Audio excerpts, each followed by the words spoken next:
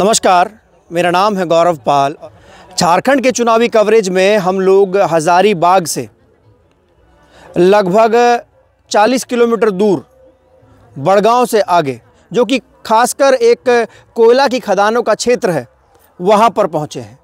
बड़का गांव से लगभग 20 किलोमीटर आगे चलने पर एक छोटा सा कस्बा पड़ता है गोंदलपुरा।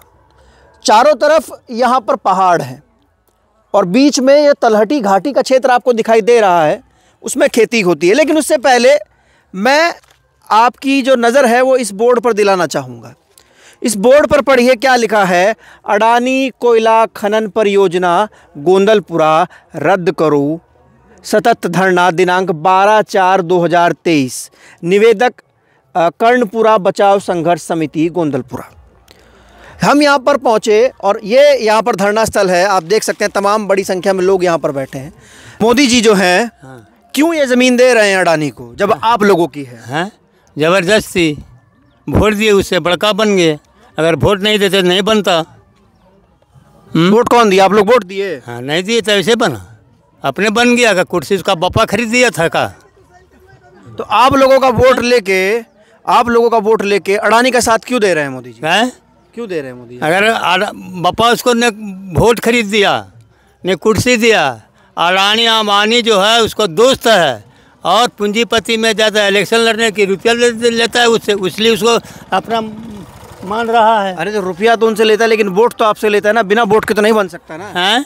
वोट तो आपसे लेता है। अरे गलत करके जनता बुड़बक है झारखंड का। हम अभी कहते हैं बुड़बक है सबसे करके। ये जो भारत में जितना है उसमें झारखंड जो है से बुड़बक समझकर वोट ले लेता है। आपका जो झारखंड राज्य है ये खनिज संपदा का राज्य है। यहाँ पर अथाह खनिज संपदा है और ये खनिज संपदा अगर निकाली नहीं जाएगी तो इसका लाभ देश को क्या होगा? इससे बिजली बनेगी तो आप ही के घरों में आएगी, बाकी पूरे देश में जाएगी। इससे अगर और भी चीज़ें निकलेंगी यहाँ से और जो मिनरल्स निकलेंगे उससे देश का लाभ होगा। तो ज़मीन देने में क्या दिक्कत आपको? सरकार का कहना है कि यहाँ पे झारखंड में या पूरे देश में कोयला का कमी है, लेकिन हम साबित करना चाहते हैं कि जितना पूरे देश में कोयला का कमी है, यह तो कोयला का खपत है, उससे 10 गुना अधिक अभी पूरे देश में कोयला अधिक निकल रहा है। जब कोयला अधिक निकल रहा है, जहाँ पुराने खदान पड़े हुए हैं उनको कहने चालू करते हैं। पुराने खदान को छोड़ करके पूंजीपतियों के लिए ये नया खदान बनाना चाहते हैं कि हमारा जो पूंजीपति लोग हैं, जो मेरा पार्टनर है, जो अपना भाई है, आखिर के हमारे प्रधानमंत्री जी अगर जमीन जो दे रहे हैं, अभी देश में कोयला का कमी नहीं है, तो फिर अडानी को देना क्या जरूरी है? जब यहाँ की जनता एक मुफ्त विरोध कर रही है कि हम लोग किसी भी कीमत पे जमीन नहीं देंगे। और जमीन देने का मेन मुख्य कारण क्या है कि यहाँ की जनता जमीन पर आश्रित है। जब सरकार के द्वारा जमीन लिया जाएगा, अडानी को दिया जाएगा, तो यहाँ खदान खोला जाएगा, तो यहाँ पे पूरे देश में जल, जंगल, जमीन तीनों को नष्ट किया जाएगा। इतना नुकसान है और आप ये नुकसान बता रहे हैं, ये बात प्रधानमंत्री भी जानते हैं। तो और जब पहले से खदानें मौजूद हैं तो प्रधानमंत्री फिर ये खदान जो जबरदस्ती क्यों दे रहे हैं अडानी को? अपने क्या बोलते हैं, दोस्त के लिए। ये देश को विकास के लिए नहीं, अपने दोस्त के विकास के लिए काम किया जा रहा है। जब कोयला का कमी है या नहीं है तो फिर इस पे आवंटन करना क्या जरूरी है? उसमें भी कुछ कानून है।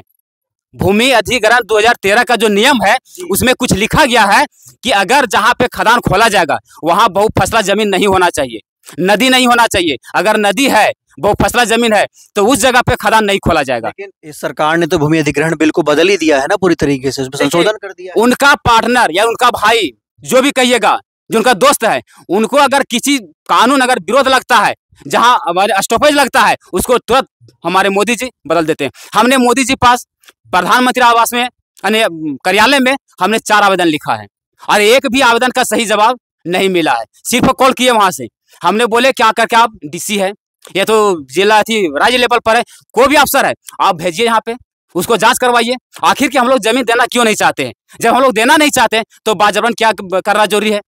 यहाँ की जनता कानून को हर जगह पालन कर रही है, लेकिन सरकार पालन नहीं कर रही है। चाहे कोई भी विभाग हो, अगर सरकारी विभाग हो, चाहे थाना हो, अंचल हो, डीसी ऑफिस हो। जब हम लोग विरोध किए हैं, क्या जमीन जो धान अभी ललहा रहा है, अगर हम बचाएंगे, पैदा किए हम, अगर कोई काट देगा तो विरोध कीजिएगा कि नहीं कीजिएगा? जब हम लोग विरोध करते हैं तो आप देख सकते हैं अभी कम से कम हम लोग पर 400 लोगों पर केस कर दिया गया। बोले कि क्यों नहीं जमीन दे रहे हैं, क्या समस्या है? समस्या तो इतना है कि देखिए, इस जमीन पर जिस जमीन पर बैठे हुए हैं, ये हमारा हजारों साल पीछे हमारा पूर्वज इस जमीन से अपना पेट पाला, भरण पोषण किया, और हम जमीन दे देते हैं तो मात्र 30 साल के बाद में खंडहर कर देगा। और 30 साल के बाद हमारा जो आने वाला वंशज है, मेरा बेटा है, मेरा नाती है, वो कहाँ जाएगा? सरकार का तो कोई रोल नियम नहीं है। ये जमीन चले जाने के बाद 30 साल यदि हमको जो भी नौकरी देता है या कुछ भी देता है, कुछ लोग को इसके पास तो मात्र 15,000 आबादी उठेगा, 600 उसका नौकरी है। तो बताइए अभी जो किसान जो है, कम से कम है 1500-1600 किसान, 1500-1600 हजार किसान इस जमीन से जीविकोपार्जन कर रहा है, इसी से बाल बच्चा पालन पोषण कर रहा है। तो यदि खेती चला जाएगा तो हम लोग कहाँ जिएंगे? 15,000 आबादी कहाँ जाएगा? 15,000 आबादी क्या से जिएगा? जमीन हम लोग को। तो जब कोई प्राइवेट कंपनी कहीं पर आकर कोई खदान बनाती है तो कानूनों के हिसाब से जब वो MOU साइन करती है तो उसके आसपास रोजगार सृजन के चीज़ें उपलब्ध कराती है, अस्पताल बनाती है, कॉलेजेस बनाती है, सड़कें बनाती है। क्या आपके क्षेत्र में ऐसा नहीं बनाया जो इससे पहले खदानें जहाँ पर बनी? देखिए कहीं नहीं, वो बड़ा बड़ा वादा लेकर के आ रहे हैं। जहाँ हम लोग बड़का गाँव पश्चिम चले जाइए, बड़ा बड़ा झांसा दे करके आई है। आज तक ले जो वहाँ का लोग विस्थापित हुआ है, कहाँ उसका नाम निशान तक नहीं, दर दर भटक रहे हैं। रहने के लिए उसका जगह नहीं, ठिकाना है कहीं। जैसे अभी भैया बोले ना कि उन लोग जो दूसरा गांव में कहीं जाकर किसी तरह एडजस्ट हुआ है, तो वहाँ के लोग ने उसको दाह संस्कार के लिए पैसा लिया, तब उसको जाकर के वहाँ दाह संस्कार कर। अगर किसी और गाँव में जाकर बस गए तो वो दाह संस्कार तक नहीं, संस्कार करने के लिए उसको जगह नहीं दे रहा है। तो बताइए इतना आबादी जाएगा तो कहाँ जाएगा? 15-16 हजार इस एरिया से आबादी उठेगा तो 15-16 हजार आदमी कहाँ जाएगा? जगह जमीन से कई पीढ़िया से आवत है, आज कई पीढ़िया बीतता है। आज पैसा देते है, नौकरी देते है, कई दिन कहते 30-40 साल 40 साल से बाद पैसा हो जाते, गाड़ी ले घोड़ा ले, सब पैसा खत्म, आदमी मुआगता है ना। आगे जगह जमीन कमात है, खात है। अभी 1 साल के पैदवा 10 साल ना सीखबे पाकबे, ना बेचबे तो कहाँ जब हमें जिए खाए? बाल बच्चा नाती पोता कहाँ जीते हैं?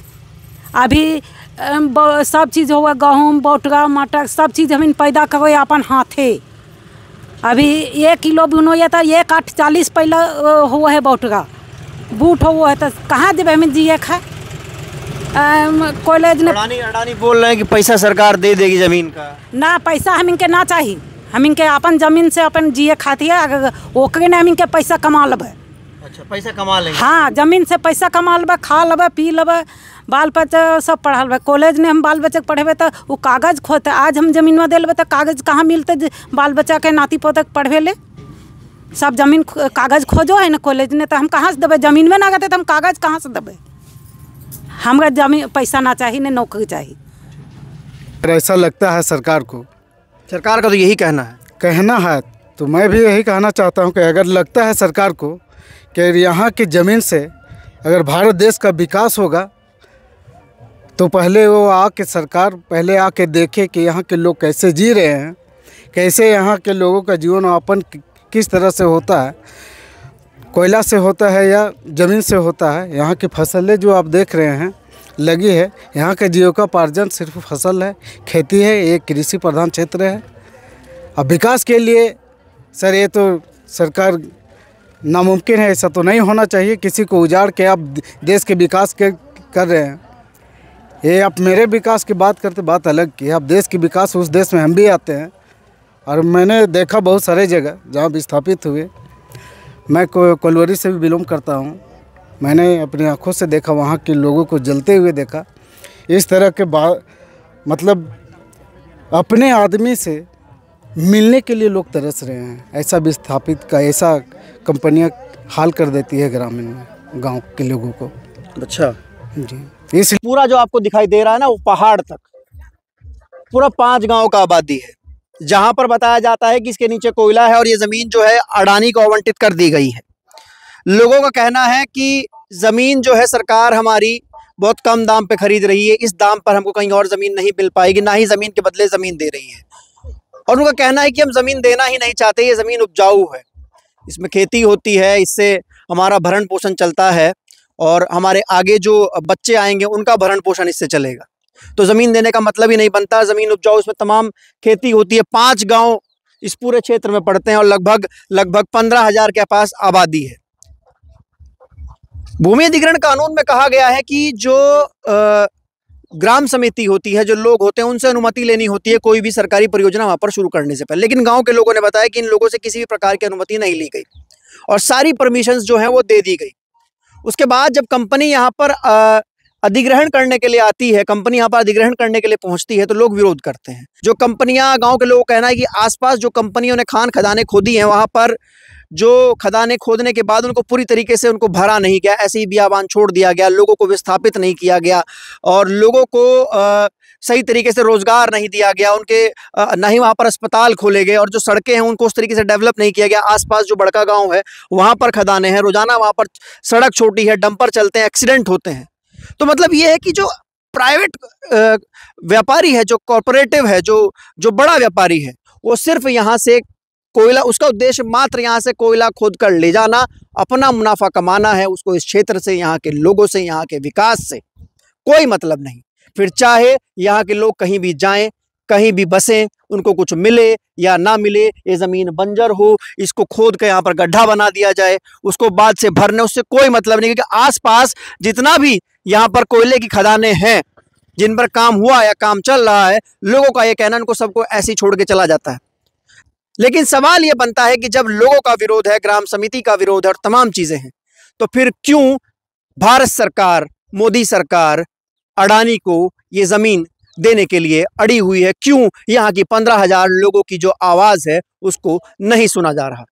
बड़ा सवाल ये है।